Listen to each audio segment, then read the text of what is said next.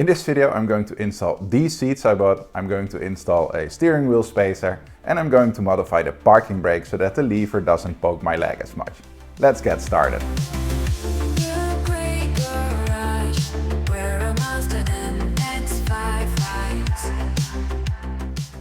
Now let's start by installing the steering wheel spacer first, and then we'll get to the seats. I'm going to remove the steering wheel, which of course means removing the airbag, which means that to be safe I first disconnect the negative battery terminal using a 10mm socket. Now this is the spacer I'll be installing. It will bring the steering wheel forward by around 5 cm or 2 inches. And first I'm going to remove the airbag part of the wheel, which will give me access to the steering wheel nut behind it. To do so, I pop off the rubber grommets and use a 10mm socket to undo 2 bolts, one per side. The airbag is connected using a plug, which is held in place by a small retaining clip. Loosen the plug and then simply disconnect it by pushing down on the white part at the end. Then disconnect a much smaller plug for the horn, or tooter as we call it in my country. And now I can finally remove the steering wheel nut using a 21mm socket. Now I wanted to keep the steering wheel perfectly straight during the entire process, so that I would have an easier time when reinstalling. But when I use the socket on the nut, the steering lock engaged in a slightly off-center position, so I use a piece of painter's tape to mark the alignment instead. I then use a subtle and ancient technique to convince the steering wheel that it would be best to just loosen itself. I'm a true master craftsman. The spacer is a two-part affair. The black part is mounted on the steering wheel column and the shiny metal part mounts on top. First I need to separate the two parts using an Allen wrench. This allows me to mount the black spacer and torque it to the specified 45-ish Nm using the nut that previously held the steering wheel in place. Next I reinstall the top part using the 6 Allen bolts, making sure not to over tighten the only moderately sized fasteners.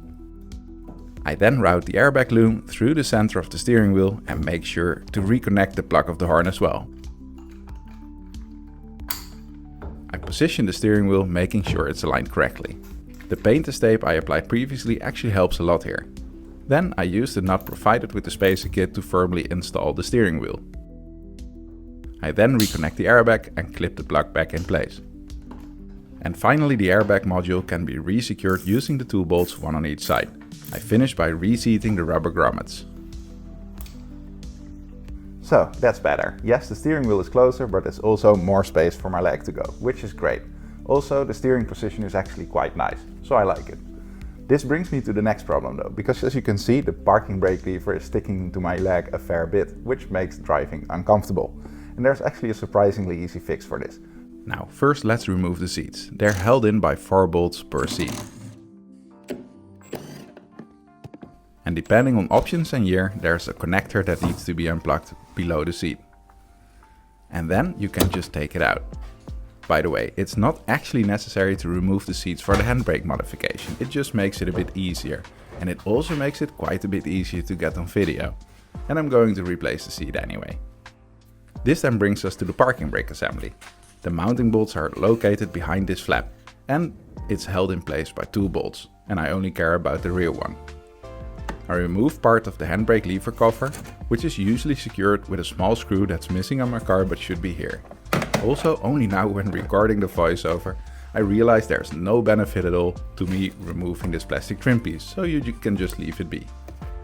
I then remove the rear bolt using a 12mm socket, after which it's possible to slightly move the assembly. As you can see, forcing the bracket away from the mounting point turns the handle outward, away from my leg. So I just wiggle a nut behind the bracket, which acts as a spacer, and use a slightly longer bolt to re-secure the entire mechanism. After that I reinstall the plastic trim piece, put the carpet back where it belongs and test if the handbrake still works. And yes, success! Now it's time to install these seats, but before I do I want to perform what's called a foamectomy, which is basically removing part of the foam of the seat to create more space for tall people like me.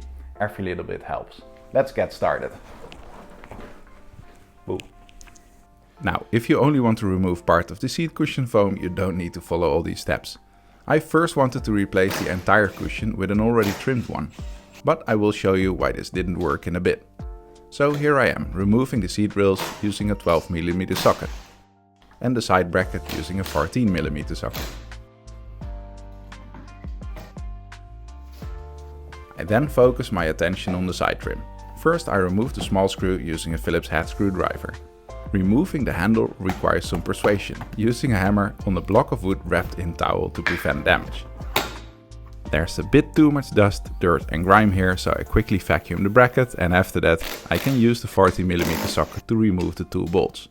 Now on the other side there's one 10mm bolt remaining that holds the back part to the bottom part. This connector should have indicated to me by now that we're about to find a reason not to switch out the entire cushion with the pre-cut one, but for now I'm still oblivious and I just disconnect this plug. The seat covers are mounted using metal hog rings. My carpenter's pincer makes short work of them. Don't forget to remove the two halves or you'll end up with random metal parts everywhere in your interior. And as you can see, there are a lot of them. But now I can finally carefully remove the leather trim. On the inside we find more hog rings, and this time I use the cutting plier. To remove the leather in the back I need to remove the rubber cover on the backrest mounting bracket. And then finally there it is, the reason I did more work than needed. These seats have heating pads. I'm looking forward to the combination of a cold and windy scalp and a comfy heated butt. Anyway, let's get the foam cushion completely loose from the seat pan. And yes, they all look this rusty and grimy, and yes, the circular holes have sharp edges, so please be careful. I then grab the biggest knife I have, which is usually for cutting bread, and remove the hump in the middle. This hump usually sits inside the lower part of the seat pan. When removed, the seat looks normal, but as soon as you sit in it, you'll actually sit a fair bit lower, as the remaining foam compresses itself in the now empty seat pan. Now I put the remainder of the foam back in the pan. I'm going to reinstall the leather trim using zip ties. To make my life easier, I put them in their proper positions before moving on, making use of the metal rods inside the foam gutters. After tightening the zip tie, I remove the superfluous plastic and turn the zip tie around so the actual locking tab faces down. And I repeat the process for each and every zip tie. Now I can wrap the leather around the cushion and it's starting to look decent again.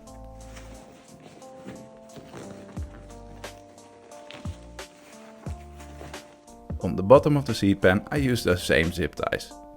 Now again, I could have cut away the bottom part of the foam without disassembling the entire seat, even without removing most of the leather trim, as you can just remove the metal hog rings on the front and side of the seat pan, lift the foam plus leather from the seat pan and get underneath. But it was a fun journey nonetheless. I make sure I reinstall the rubber protective piece and now I can reassemble the seat. One bolt on this side using the 10mm socket, and the other side, where the seat recline mechanism is located, is mounted using two bolts using a 14mm socket. Now the plastic trim piece mounts using this plastic bracket thing on that bolt head. I slide the cover over the metal lever. Make sure the plastic bracket clicks in place, and then the small screw goes back in to hold everything in place.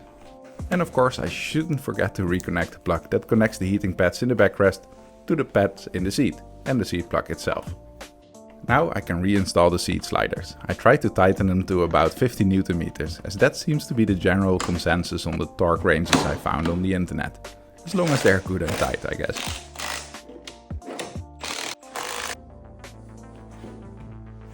Now the new seats can finally be installed back in the car. Happy days. By the way, if you don't have a heated backrest, you can foamectomize the back cushion as well. I did that for my previous seats, as can be seen in this picture. It actually gave some extra space that I'm now missing with these new seats, but hey, trade-offs are a part of car ownership, I guess. And I almost forgot to reconnect the seat wiring plugs. But after connecting those, I tighten the 4 bolts again to 50ish Nm, and that's it.